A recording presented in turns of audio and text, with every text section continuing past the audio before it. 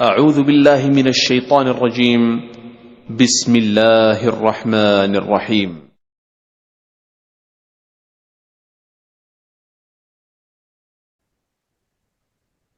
بسم الله الرحمن الرحيم. الحمد لله رب العالمين، والصلاة والسلام على رسوله الأمين وعلى آله وصحبه أجمعين ومن تبعهم بإحسان إلى يوم الدين. أما بعد، تو ہمارے ساتھ یہ کتاب ہے الاربعون فی الاحکام للامام المنذری رحمہ اللہ تعالی. تو چوتھا درس ہے یا چوتھی حدیث ہے آج. تو حدیث پہلے پڑھ لیں، اس کے بعد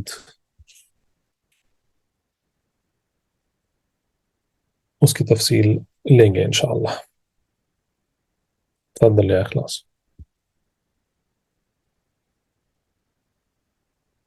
بسم الله الحمد لله والصلاة والسلام على رسول الله وآله وأصحابه أجمعين. أما بعد، يقول المصنف الإمام الحافظ زكي الدين أبي محمد عبد العظيم بن عبد القوي المنذري في كتابه الأربعين في الأحكام الحديث الرابع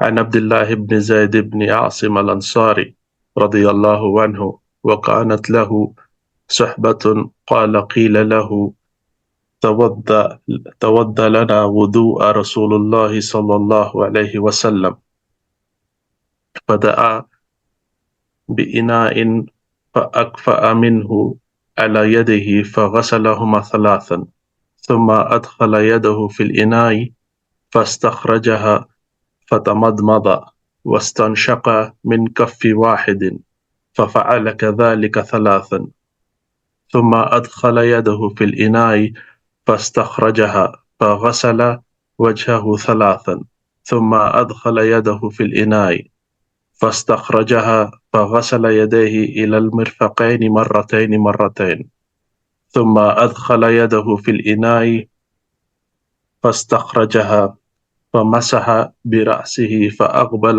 بيده وأدبر، ثم غمس بسبابتيه وإبهاميه في الإناء فمسح أذنيه ظاهرهما فباطنهما، ثم غسل رجليه إلى الكعبين، ثم قال هكذا كان وضوء رسول الله صلى الله عليه وسلم، اخرجه البخاری و مسلم.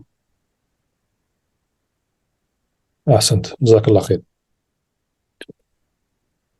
تو یہ حدیث سب سے پہلے اس کا ترجمہ اس طریقے سے رہے گا کہ حدیث عبداللہ بن زید بن عاصم من الانصاری رضی اللہ عنہ، ان سے مروی حدیث، کہتے ہیں کہ ان سے کہا گیا کہ قیل له توضأ لنا وضوء رسول اللہ صلی اللہ علیہ وسلم. ان سے لوگوں نے آ کے پوچھا کہ ہم کو نبی کریم صلی اللہ علیہ وسلم کے وضو کا طریقہ دکھاؤ. تو انہوں نے فدعا بإناء، تو انہوں نے ایک برتن منگایا جس میں پانی تھا، فأكفأ منه على يديه فغسلهما ثلاثا. اس کے بعد انہوں نے اس برتن کو جھکایا اور اس برتن کا پانی جو ہے اپنے ہاتھ پر ڈالا اور اس کو 3 بار انہوں نے دھویا اپنے ہاتھوں کو. اگر آپ کو یاد ہے، اس سے پہلے والی جو حدیث ہے اس میں یہ بات بتائی گئی تھی کہ اگر کوئی اپنی نیند سے جاگتا ہے تو اپنے ہاتھ برتن میں نہ ڈالے جب تک کہ اس نے 3 بار اس کو نہیں دھو لیا ہو. تو اسی لیے صحابی عبداللہ بن زید رضی اللہ عنہ، انہوں نے بھی ایسا ہی کیا. انہوں نے، اگر آپ دیکھیں گے یہ حدیث کے جو الفاظ ہیں، اس کے بعد آتا ہے کہ انہوں نے اپنا ہاتھ برتن کے اندر ڈالا، لیکن پہلی بار جب انہوں نے وضو کرنا شروع کیا تو انہوں نے اپنا ہاتھ برتن کے اندر نہیں ڈالا انہوں نے، لیکن برتن سے پانی کو اپنے ہاتھوں پر انڈلا، اپنے ہاتھوں کو دھویا، پھر اس کے بعد انہوں نے اعوذ باللہ وضو کرنا شروع کیا. تو پہلے 3 بار انہوں نے اپنے ہاتھ دھو لیے، فغسلہما ثلاثا ثم ادخل یدہ فی الاناء، اس کے بعد انہوں نے اپنا ہاتھ جو ہے برتن کے اندر ڈالا، فاستخرجها، پھر اپنے ہاتھ جب انہوں نے باہر نکالا برتن سے تو ان کے ہاتھ میں پانی تھا. فتمضمض، مضمضہ کہتے ہیں عربی میں کلی کرنے کے لیے. تمضمض، انہوں نے کلی کیا، پانی جو ہے اپنے منہ میں لیا اور کلی کیا. واستنشق، استنشاق کہتے ہیں پانی کو ناک میں لینے کے لیے. لیکن اگر آپ یہاں پر یہ الفاظ دیکھیں من کف واحد، یعنی کہ انہوں نے ایک ہی، کف کہتے ہیں یہاں پر ایک اپنا ہاتھ بھر کے جو پانی انہوں نے لیا، تو اس کا مطلب یہ ہے کہ انہوں نے اپنے ہاتھ میں پانی لیا، آدھا پانی جو ہے اس کو اپنے منہ میں ڈالا کلی کرنے کے لیے، اور اسی ہاتھ میں جو پانی بچا ہوا تھا آدھا پانی، اس کو انہوں نے اپنے ناک میں لیا ایک ہی کف سے، یعنی کہ ایک ہی چلو سے. تو یہ سنت ہے. اور میں سمجھتا ہوں کہ جب ہمارے شیخ محمد بن رمضان حفظہ اللہ جب وہ میسور آئے تھے تو انہوں نے اس کا وضو کرنے کا طریقہ انہوں نے کر کے دکھایا ہے سب کو. میرے خیال سے ویڈیوز بھی موجود ہیں یوٹیوب پہ وغیرہ، آپ دیکھ سکتے ہیں جا کر. خالد جابر ہے نا، آپ شاید دیکھے ہوں گے اس کو. تو بہرحال یہ سنت ہے کہ آپ ایک چلو بھر پانی لیں، آدھا پانی اپنے منہ میں ڈالیں کلی کرنے کے لیے، اور اسی حرکت سے آدھا پانی ناک میں جائے گا. باقی کا جو آدھا پانی جو باقی ہے ہاتھ میں، وہ ناک میں لیں گے، اس کو کہتے ہیں استنشاق. اور یہاں پر اس کا ذکر نہیں ہے، لیکن جب ناک میں پانی لیتے ہیں اور اس کو چھنکتے ہیں تو اس کو کہتے ہیں الاستنثار. تو یہاں پر 3 فعل ہے، ایک ہے مضمضہ کلی کرنا، دوسرا ہے استنشاق ناک میں پانی لینا، اور اس کے بعد اس پانی کو چھنکنا جو ہے اس کو کہتے ہیں الاستنثار. تو انہوں نے 3 مرتبہ کیا. ففعل ذلك 3، انہوں نے 3 مرتبہ ایسا کیا. تو ایک چلو پر پانی لیا، آدھا پانی منہ میں لیا، آدھا پانی ناک میں لیا، اور پھر اس کو کلی کر کے پانی انہوں نے تھوکا، اور پھر ناک میں سے بھی پانی انہوں نے اس کو چھنک دیا. تو یہ 3 بار کیا. ثم ادخل يده في الاناء فاستخرجها فغسل وجهه 3. اس کے بعد انہوں نے اپنے ہاتھ برتن میں ڈالا اور وضو کا پانی لیا اپنے ہاتھوں میں، اور اپنا چہرہ دھویا 3 بار. ہم جانتے ہیں کہ چہرہ جو ہے وہ پیشانی کی حد سے لے کر ٹھڈی تک ہے، اور 2 کانوں کے درمیان، ایک کان سے لے کر دوسرے کان تک جو بھی جس کو چہرہ معروف ہے چہرہ دھوتے ہیں. تو انہوں نے 3 بار چہرہ دھویا. اس کے بعد ثم ادخل يده في الاناء فاستخرجها فغسل يديه الى المرفقين مرتين. تو انہوں نے پھر اپنا ہاتھ جو ہے برتن میں ڈالا، اسے باہر نکالا، اور اپنے ہاتھوں کو، دونوں ہاتھوں کو مرفق کہتے ہیں کونی کو، تو کونیوں تک انہوں نے 2 بار ہاتھ دھوئے. ایک حدیث میں آیا ہے 3 بار، وہ عثمان رضی اللہ عنہ کی حدیث ہے، اس میں انہوں نے 3 بار اپنے ہاتھ دھوئے. لیکن عبداللہ بن زید رضی اللہ عنہ انہوں نے صرف 2 بار اپنے ہاتھ دھوئے. تو اس کی بات آئے گی یہ کیا ہے. تو 2 بار دھویا انہوں نے، مرفقین مرتين ثم ادخل يده في الاناء، پھر اس کے بعد انہوں نے پھر اپنا ہاتھ برتن میں ڈالا، فاستخرجها، اس کو نکالا، فمسح برأسه فاقبل بيديه وادبر، یعنی کہ انہوں نے اپنا سر کا مسح کیا.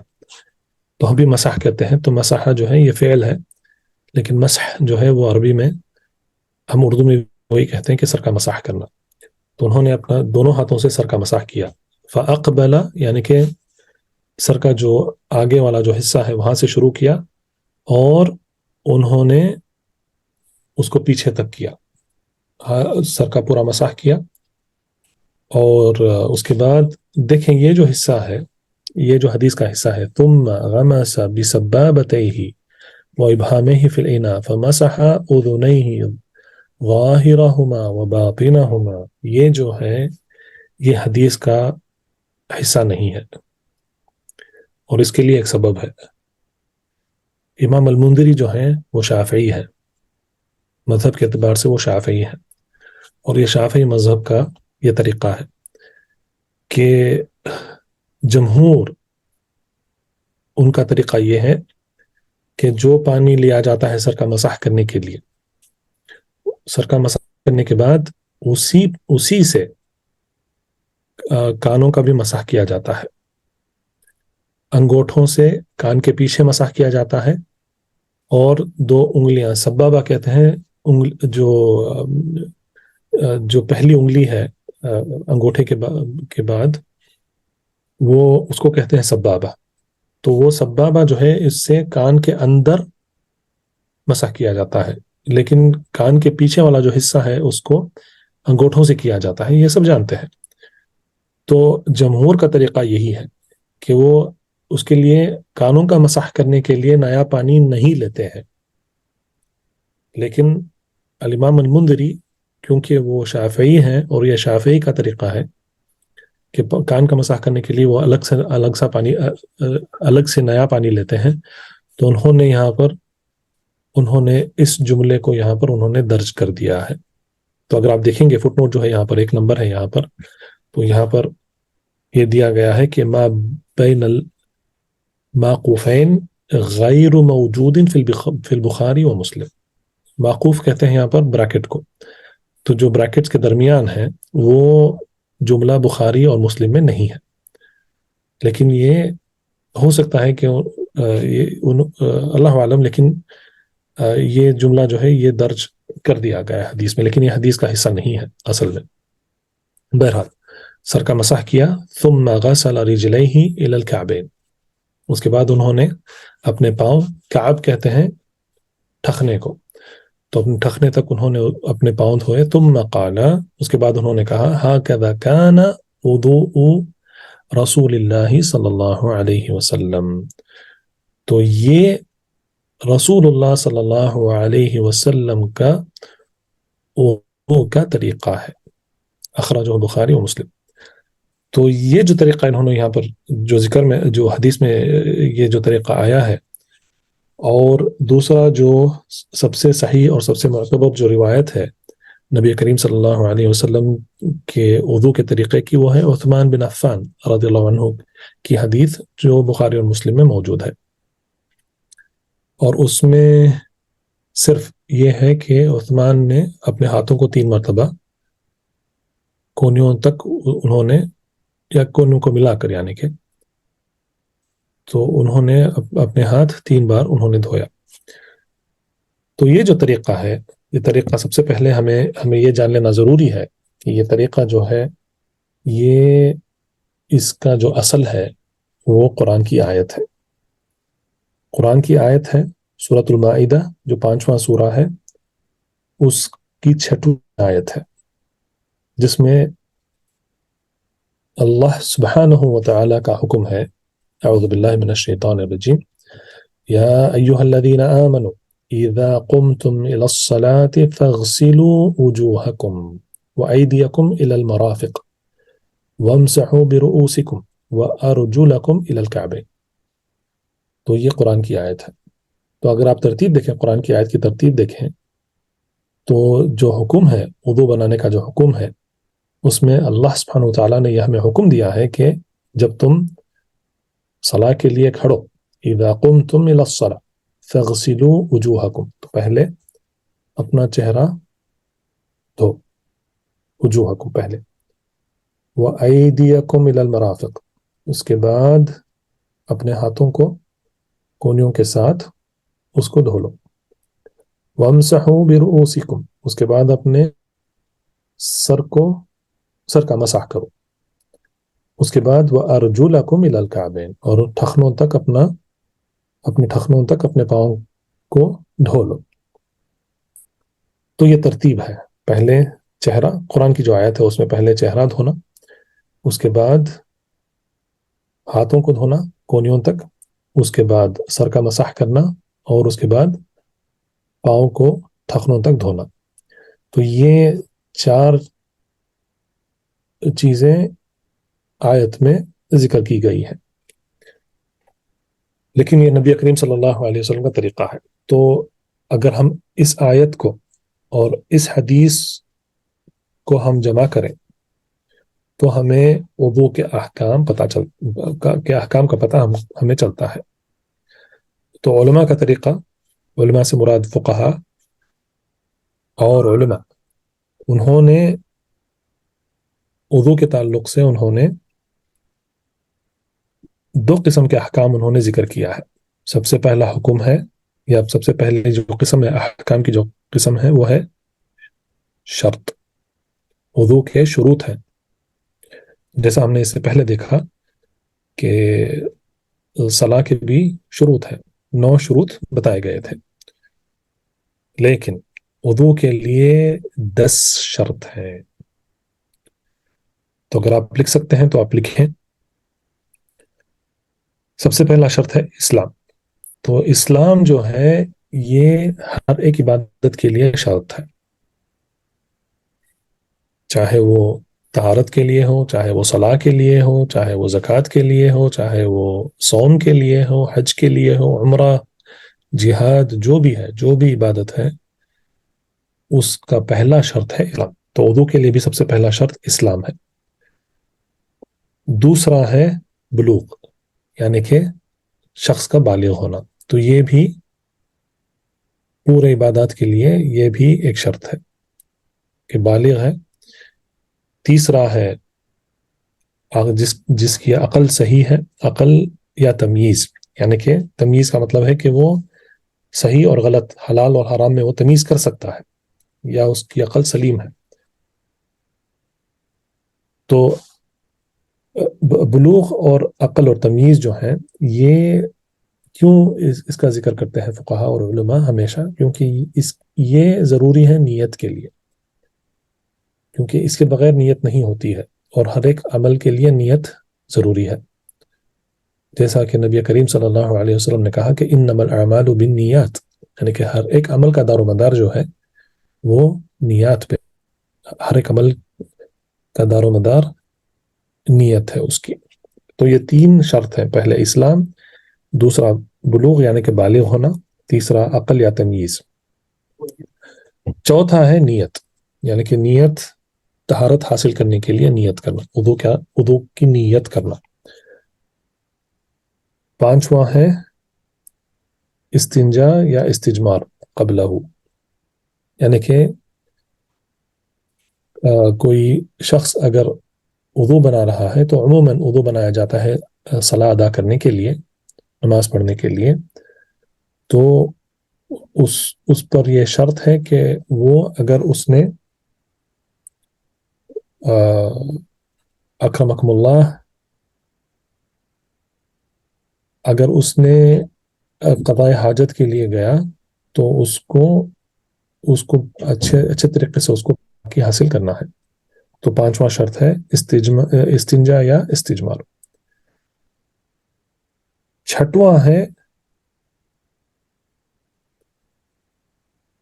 جو پانی استعمال کیا جائے گا وضو بنانے کے لیے، وہ پانی پاک ہونا چاہیے. تو اگر پانی کے تعلق سے بھی خاص مسائل آئے ہیں، اور اس کے تعلق سے بھی احادیث آئے ہیں.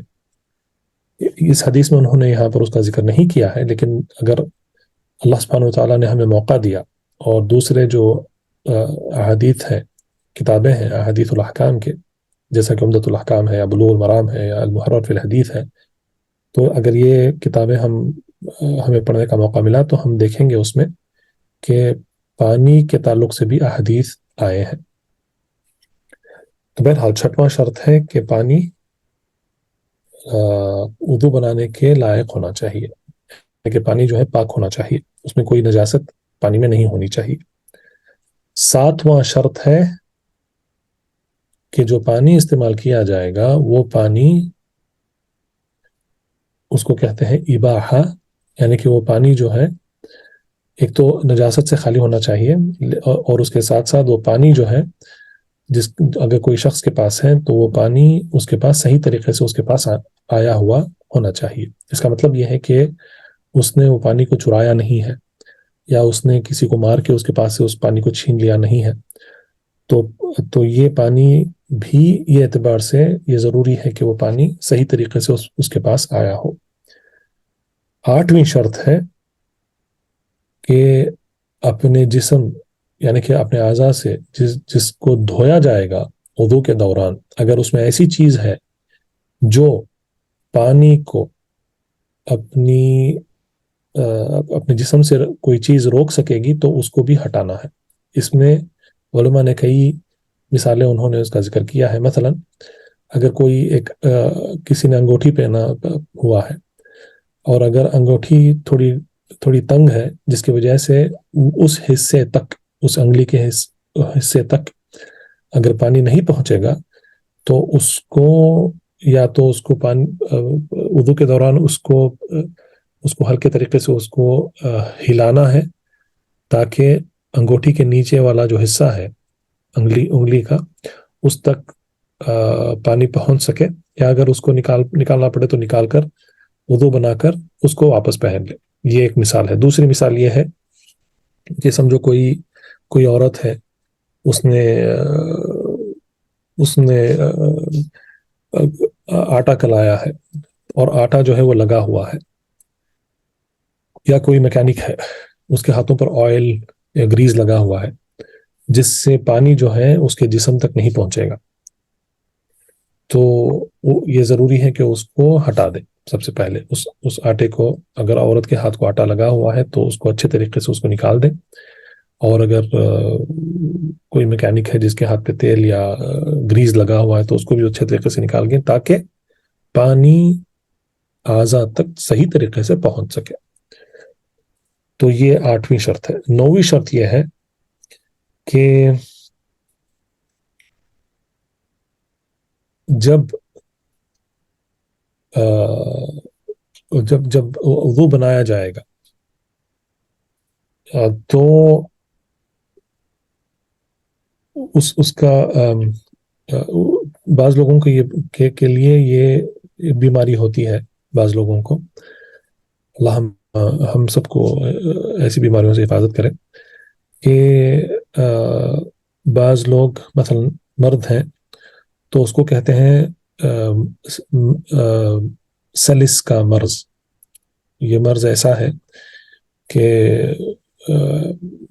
اکرمکم اللہ ان کو جو ہے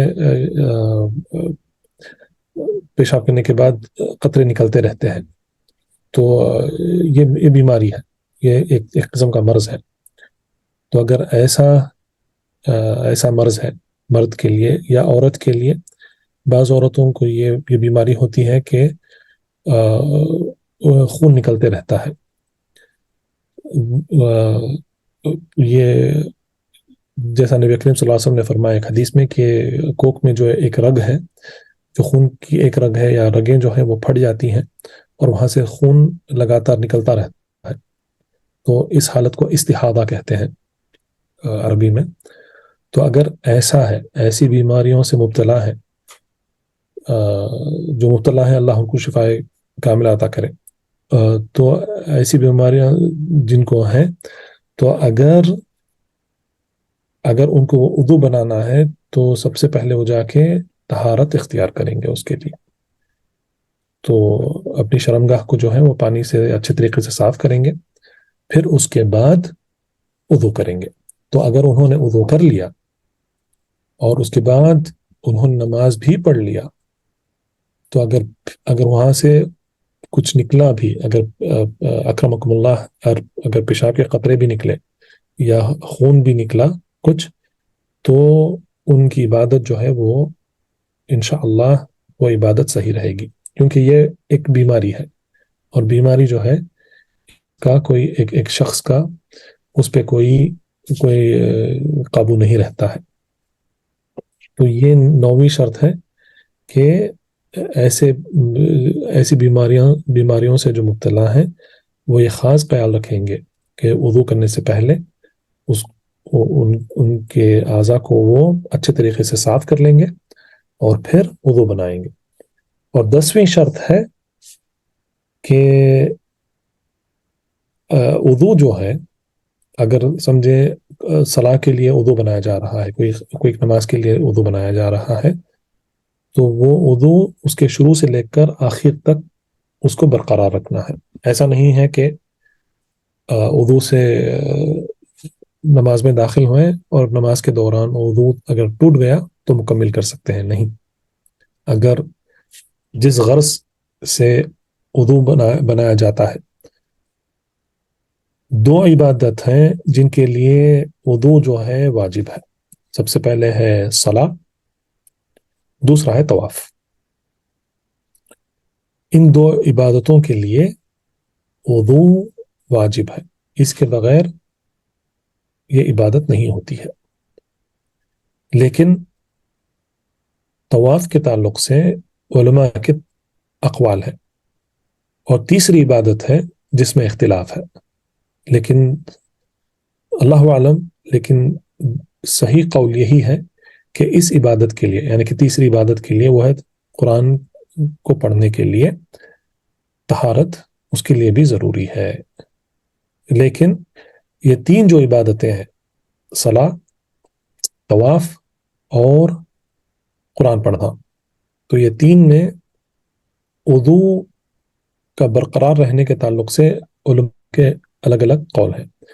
سب سے پہلی عبادت صلاۃ، سارے علماء کا یہی قول ہے بغیر کوئی خلاف کے کہ اگر صلاح کے دوران وضو ٹوٹ گیا تو صلاح بھی ٹوٹ جائے گی، مکمل نہیں ہو سکتی ہے صلاح.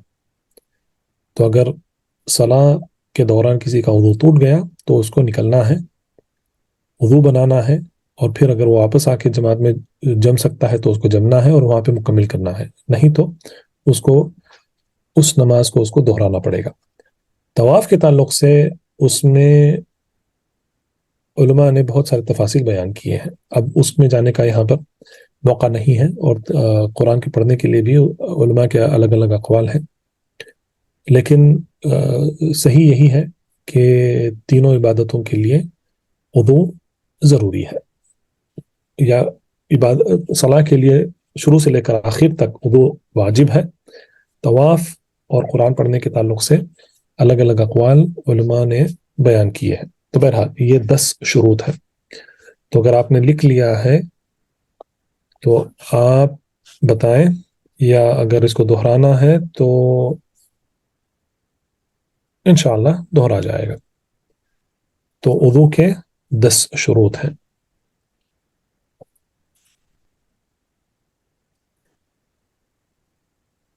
اسلام، بلوغ، نعم. تیسرا ہے عقل یا تمیز. چوتھا ہے نیت، ممتاز. پانچواں ہے استنجا یا استجمار کرنا،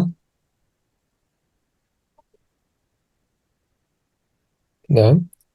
چھٹواں ہے پانی کا صاف ہونا.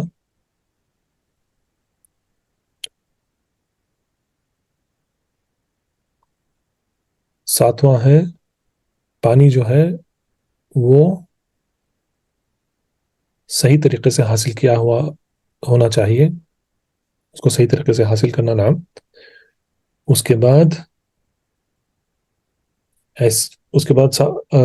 آٹھویں شرط ہے نا کہ ایسی چیز جو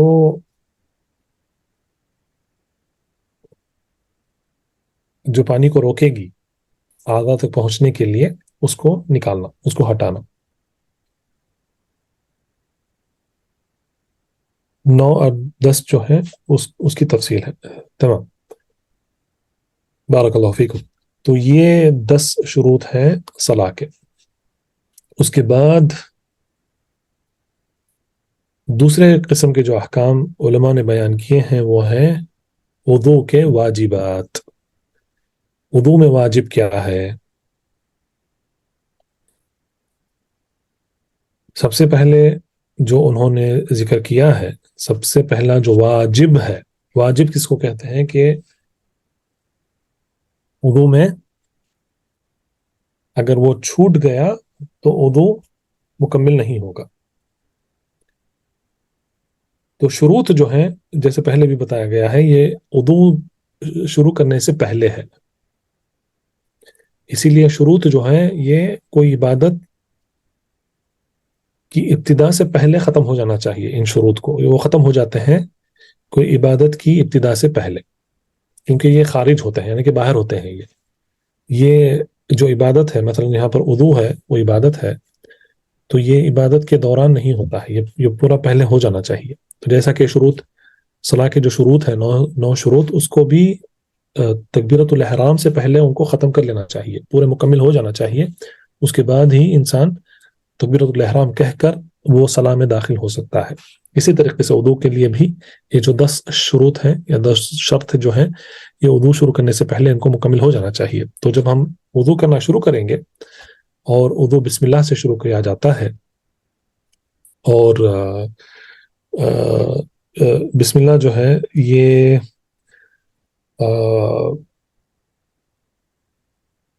بہت سارے علماء نے یہی کہا ہے کہ بسم اللہ بولنا جو ہے واجب ہے، لیکن بعض نے کہا ہے کہ یہ مستحب ہے. لیکن بہرحال بسم اللہ، ہر ایک کام جو ہے وہ بسم اللہ سے شروع کیا جاتا ہے، تو وضو بھی بسم اللہ سے ہی شروع کیا جائے گا. تو سب سے پہلا جو واجب ہے وہ ہے چہرے کو دھونا. تو اسی لیے اس حدیث میں اگر آپ دیکھیں گے تو قرآن کی آیت کیا ہے، پہلے کیا دھویا جائے گا؟ قرآن کی جو آیت ہے اس میں وجوہکم، یعنی کہ چہرے، سب سے پہلے چہرے کو دھونا. تو مضمضہ اور استنشاق، یعنی کہ کلی کرنا اور ناک میں پانی لینا، کیونکہ یہ بھی چہرے کا حصہ ہے، تو اسی لیے مضمضہ، استنشاق اور چہرے کا دھونا یہ ایک ہے، یعنی کہ یہ ایک پہلا واجب ہے. پہلا واجب کیا ہے؟ کلی کرنا، ناک میں پانی لے کر اس کو چھینکنا، اور چہرے کو دھونا، یہ پہلا واجب ہے. تو یہ 3 پہلے واجب میں شامل ہوتے ہیں. دوسرا ہے اپنے ہاتھوں کو کونیوں کو ملا کر دھونا، اپنے کونیوں کو ملا کر دھونا، کیونکہ اللہ سبحانہ وتعالیٰ نے وہی کہا ہے سورۃ المائدہ کی آیت میں، وَأَيْدِيَكُمْ إِلَى الْمَرَافِقِ، یعنی کہ اپنے ہاتھوں کو کونیوں کو ملا کر اس کو دھونا ہے. تو یہ دوسرا واجب ہے، اپنے ہاتھوں کو دھونا. تیسرا واجب ہے سر کا مسح کرنا، لیکن سر کے مسح میں سر کے ساتھ کانوں کا مسح بھی جو ہے وہ شامل ہے. تو سر اور کانوں کو ملا کر مسح کرنا وہ ایک واجب ہوا، تو تیسرا واجب ہے. چوتھا واجب جو ہے وہ ہے اپنے پاؤں کو دھونا، جیسا کہ قرآن کی آیت میں حکم ہے، وَأَرْجُلِكُمْ إِلَى الْكَعْبَيْنِ، یا أَرْجُلَكُمْ إِلَى الْكَعْبَيْنِ، أَرْجُلَكُمْ إِلَى الْكَعْبَيْنِ، یعنی کہ اپنے پاؤں کو دھو اپنے ٹخنوں تک. تو یہ چوتھا واجب ہے. تو یہ 4 واجب جو ہیں یہ قرآن کی آیت سے ثابت ہے. اور نبی کریم صلی اللہ علیہ وسلم نے اس حدیث میں، جیسا کہ عبداللہ بن زید رضی اللہ عنہ انہوں نے بتایا ہے، تو یہ سب اس میں شامل ہو گئے ہیں. تو یہ واجبات ہیں، اور واجبات جو ہیں یہ احکام تکلیفیہ ہیں، یعنی کہ یہ جو ہیں یہ ذمہ داری دی گئی ہے کہ جو بھی وضو بنائے گا ان واجبات کو کسی بھی طریقے سے مکمل کرنا ہی ہے. اگر وہ ایک بھی چھوٹ جائے گا تو یہ عبادت، یعنی کہ یہ وضو مکمل نہیں ہوگا، وضو ہی نہیں ہوگا اگر کوئی بھی ایک واجب چھوٹ گیا. 5واں واجب ہے ترتیب، یعنی کہ اسی ترتیب میں. تو ترتیب کا مطلب کیا ہے کہ جس طریقے سے یہ حکم جوڑا گیا ہے آیت میں، سب سے پہلے چہرہ، دوسرا اپنے ہاتھوں کو کونیوں کو ملا کر دھونا، تیسرا سر کا مسح کرنا، اور چوتھا جو ہے اپنے پاؤں کو ٹخنوں تک دھونا. یہ ترتیب ہے. انسان کو اجازت نہیں ہے کہ پہلے وہ ہاتھ دھوئے گا، پھر اس کے بعد چہرہ دھوئے گا، پھر اس کے بعد پاؤں دھوئے گا، اس کے بعد پھر سر کا مسح کرے گا. یہ جو ترتیب ہے، یہ ترتیب میں عدل بدل کرنے کی انسان کو اجازت نہیں ہے. اس کو یہ ترتیب کی اتباع کرنا ہی ہے کسی بھی طریقے سے. اس کو اختیار نہیں ہے کہ اس میں عدل بدل کرے. اور چھٹواں جو واجب ہے وہ ہے، اس کو کہتے ہیں الموالا، یعنی کہ اگر انسان چہرہ دھوتا ہے اور اس کے بعد وہ اپنے ہاتھ دھوتا ہے تو اس کو ہاتھ چہرے کے فوراً بعد اس کو اپنے ہاتھوں کو دھو لینا چاہیے. اس کا مطلب یہ ہے کہ اگر انسان نے اپنا چہرہ دھویا پھر کسی چیز میں مشغول ہو گیا اور اس کا چہرہ سوکھ گیا اور پھر وہ جا کر اس نے اپنے ہاتھ دھوئے تو اس کا وضو مکمل نہیں ہوا. تو اس کا مطلب یہ ہے کہ اگر اب یہاں پر ہمارے پاس 4 اعضاء ہیں، چہرہ ہے، ہاتھ ہے، سر کا مسح ہے اور پاؤں ہے. تو یہ 4 اعضاؤں میں جب انسان ایک اعضا دھو کر دوسرے اعضا کو جائے گا تو یہ ضروری ہے کہ پہلے والا اعضا ابھی بھی بھیگا ہو، اس کو سوکھنا نہیں چاہیے، خشک نہیں ہونا چاہیے. تو اگر دوسرا اعضا دھونے سے پہلے پہلا والا اعضا سوکھ گیا تو اس کا مطلب ہے کہ وضو ٹوٹ گیا ہے اور مکمل نہیں ہوا ہے. تو جب ایک شخص اپنے ہاتھ دھوئے گا کونیوں تک چہرہ دھونے کے بعد تو یہ ضروری ہے کہ چہرہ ابھی بھی بھیگا ہو، سوکھ نہ گیا ہو. ہاتھ دھونے کے بعد جب وہ اپنے سر کا مسح کرے گا تو یہ ضروری ہے کہ اس کا چہرہ اور اس کے دونوں ہاتھ بھیگے ہوں، سوکھ نہ گئے ہوں. ایسا نہیں ہونا چاہیے کہ جب وہ اپنا سر کا مسح کرے گا تو اس کے ہاتھ بھیگے ہوئے ہوں اور اس کا چہرہ سوکھ گیا ہو. اسی طریقے سے جب وہ اپنے پاؤں دھوئے گا تو یہ ضروری ہے کہ اس کا سر بھیگا ہوا ہو، مسح کرنے کے بعد اس کے ہاتھ بھی بھیگے ہوں اور اس کا چہرہ بھی بھیگا ہو. اگر ان تینوں میں سے کوئی بھی ایک اعضا اگر سوکھ گیا تو اس کا مطلب یہ ہے کہ اس کا وضو ٹوٹ گیا ہے اور وہ مکمل نہیں ہوا ہے. تو اس کو کہتے ہیں الموالا. تو یہ 6 جو ہیں یہ واجبات ہیں. تسمیہ یعنی کہ بسم اللہ بولنا، جیسے کہ میں نے بتایا کہ اس میں اختلاف ہے. بعض علماء نے کہا ہے کہ واجب ہے اور بعض علماء نے کہا کہ یہ مستحب ہے. تو بہتر یہ ہے کہ بسم اللہ پڑھ لینا چاہیے وضو بنانے سے پہلے. تو یہ اس حدیث سے ہمیں ملتا ہے. لیکن اس حدیث میں بعض ایسے فعل بھی ہیں جو سنن میں سے ہے. سب سے پہلا جو وضو کے جو سنن ہیں یعنی کہ جو مستحبات ہیں یہ جو اس حدیث میں بھی ہیں اور نبی کریم صلی اللہ علیہ وسلم کے وضو بنانے کے طریقے سے ہمیں ملتا ہے، وہ یہ ہے کہ اعضا کو 3 بار دھونا. یہ پہلا، یہ مستحب ہے. واجب کیا ہے؟ ایک ہے، ایک بار دھونا واجب ہے. 2 بار دھونا مستحب ہے اور 3 بار دھونا مستحب ہے. 4 بار دھونا بدعت ہے کیونکہ 3 ہی ثابت ہوئے ہیں نبی کریم صلی اللہ علیہ وسلم کے عمل سے. تو 1 بار دھونا جو ہے یہ واجب ہے. اگر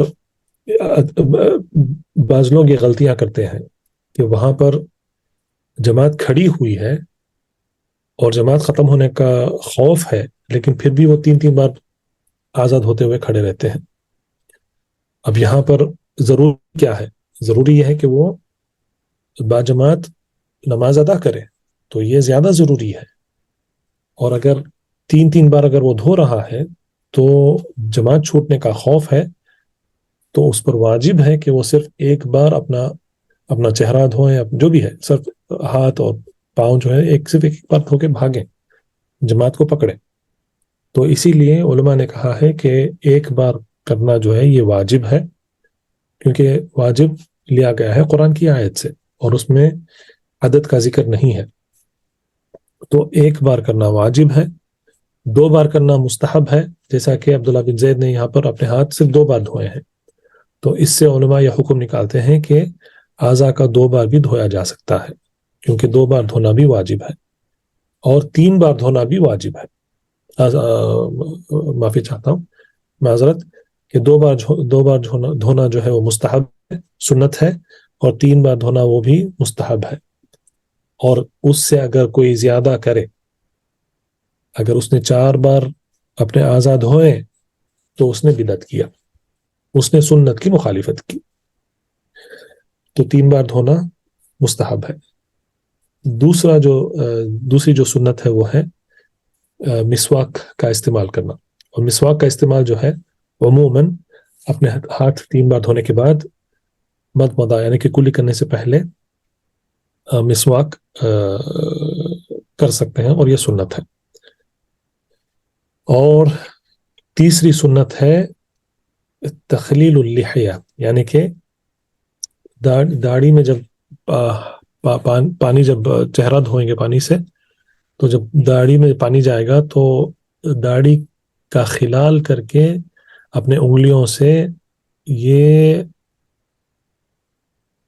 تاکید کریں کہ پانی داڑھی کے بال کے نیچے تک پہنچا ہے، یعنی کہ چہرے کا جو یہ ہے حصہ ہے اس تک پانی مکمل طریقے سے پہنچا ہے۔ تو داڑھی کا خلال کرنا جو ہے یہ بھی سنت ہے۔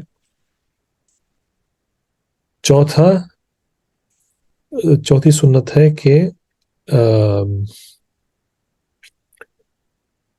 سیدھے ہاتھ سے شروع کرنا، یعنی کہ اب ہاتھ دھوئیں گے پہلی بار، جو 3 بار جو ہاتھ جو دھویا جاتا ہے وہ بھی سنت میں سے ہے، تو 3 بار جو ہاتھ دھویا جائے گا وہ پہلے ہم دائیں ہاتھ سے شروع کریں گے، پھر بائیں ہاتھ کو دھوئیں گے۔ اسی طریقے سے جب ہاتھ کونی تک دھویا جائے گا تو اس کو کہتے ہیں التیامن، یعنی کہ دائیں ہاتھ کو ترجیح دینا۔ تو اپنا دائیں ہاتھ پہلے دھوئیں گے، پھر اس کے بعد بائیں ہاتھ، اور اسی طریقے سے جب پاؤں دھوئیں گے ٹخنوں تک، تو پہلا دایاں پاؤں دھویا جائے گا، اس کے بعد بایاں پاؤں دھویا جائے گا۔ اور علماء نے بھی یہ بھی کہا ہے کہ مسواک کرنے کا جو طریقہ ہے، جب مسواک کرنا ہم شروع کریں گے تو مسواک کو دائیں ہاتھ میں لیں گے اور بائیں طرف سے شروع کریں گے۔ آصف معذرت، مسواک کو اپنے دائیں ہاتھ میں لیں گے اور بائیں طرف سے شروع کریں گے، یعنی کہ سیدھے طرف سے، اور پہلے دائیں طرف مسواک لگڑیں گے دانتوں پر، اس کے بعد پھر مسواک کو دائیں ہاتھ میں لیں گے اور بائیں طرف اس کو لگڑیں گے دانتوں کو۔ تو یہ جو ہے اس کو کہتے ہیں التیامن، یعنی کہ یمین سے، یمین کا مطلب ہے سیدھا ہاتھ، دائیں ہاتھ۔ تو دائیں اعضاء کو ترجیح دینا تو یہ بھی سنت میں سے ہے۔ تو یہ احکام ہیں وضو کے۔ تو اس حدیث میں اگر ہم دائیں پاؤں کو سیدھے ہاتھ سے دھونے کا، ہاں اس کا جو عموماً جو ہے کہ دائیں پاؤں جب دھویا جائے گا تو بائیں ہاتھ کی چھوٹی انگلی سے جو ہے اس کے انگلیوں کے درمیان اس کو خلال کریں گے، تو یہ بھی سنت میں سے ہے۔ جزاک اللہ خیر خالد۔ تو اور عموماً جو بایاں ہاتھ ہے وہی ہاتھ انگلیوں میں خلال کرنے کے لیے استعمال کیا جائے گا پاؤں کی۔ تو بہرحال تو اس حدیث میں جو اگر ہم پھر اس پر ایک نظر ڈالیں تو یہ دیکھا جائے گا کہ ان سے کہا گیا کہ نبی کریم صلی اللہ علیہ وسلم کے وضو کرنے کا طریقہ ہمیں بتائیں، تو انہوں نے پہلے پانی منگایا اور انہوں نے فَأَكْفَأَ مِنْهُ عَلَى يَدَيْهِ فَغَسَلَهُمَا ثَلَاثًا، تو یہ پہلے 3 بار جو ہاتھ دھونا ہے یہ سنت میں سے ہے، یہ مستحب ہے۔ اس کے بعد انہوں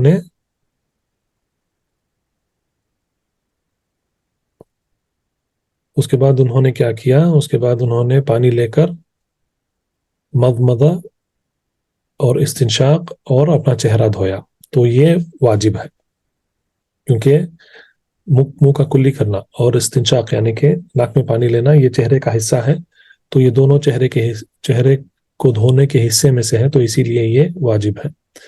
پھر انہوں نے چہرہ دھویا، یہ واجب ہے۔ پھر اس کے بعد انہوں نے اپنے ہاتھوں کو کونیوں تک دھوئے، تو یہ بھی واجب ہے۔ اس کے بعد انہوں نے برتن میں ہاتھ ڈالا، پھر پانی نکالا، پھر انہوں نے اپنا سر اور کان اس کا مسح کیا، تو یہ بھی واجب ہے۔ اس کے بعد انہوں نے اپنے پاؤں دھوئے ٹخنوں تک، تو یہ بھی واجب ہے۔ اور انہیں ترتیب جو ہے پہلے چہرہ، اس کے بعد ہاتھ، اس کے بعد سر کا مسح، اور اس کے بعد پاؤں دھونا. تو یہ ترتیب، اور انہوں نے کوئی بھی اعضا سوکھا نہیں چھوڑا. تو یہ اس حدیث کے تعلق سے تھا. تو یہاں پر ختم کریں.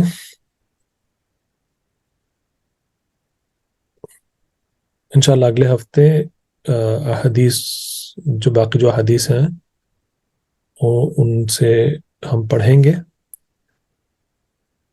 نہ، انگلیوں کی ہڈی پر جو لائنز والا حصہ ہے اس کا قلال کرنے کا کیا حکم ہے؟ جزاک اللہ خیر. تو یہ بھی مستحب ہے، اس کو کہتے ہیں براجم. اور یہ بھی اس کا ذکر آیا ہے حدیث میں کہ جب ہاتھ دھوئے جائیں گے، کونیوں کو ملا کر جب ہاتھ دھوتے ہیں، تو ہاتھ دھونے کے بعد جو انگلیوں کا جو اوپر کا جو حصہ ہے جہاں پر جھلڈیاں ہوتی ہیں انگلیوں پر، تو ان کو پوچھنا وہ بھی مستحب ہے. اس کو کہتے ہیں براجم. براجم جو ہے جمع ہے، برجم جو ہے وہ مفرد ہے ایک، اور براجم یعنی کہ انگلیوں کے جو کیا کہتے ہیں اس کو، جوائنٹس ہے نا، اس کو کہتے ہیں براجم.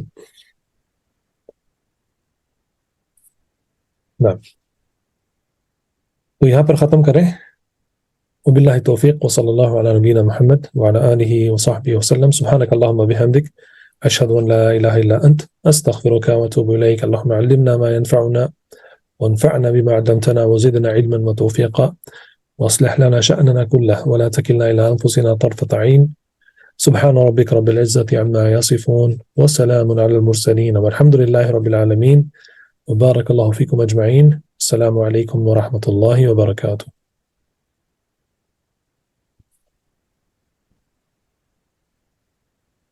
فاعلم أنه لا إله إلا الله واستغفر لذنبك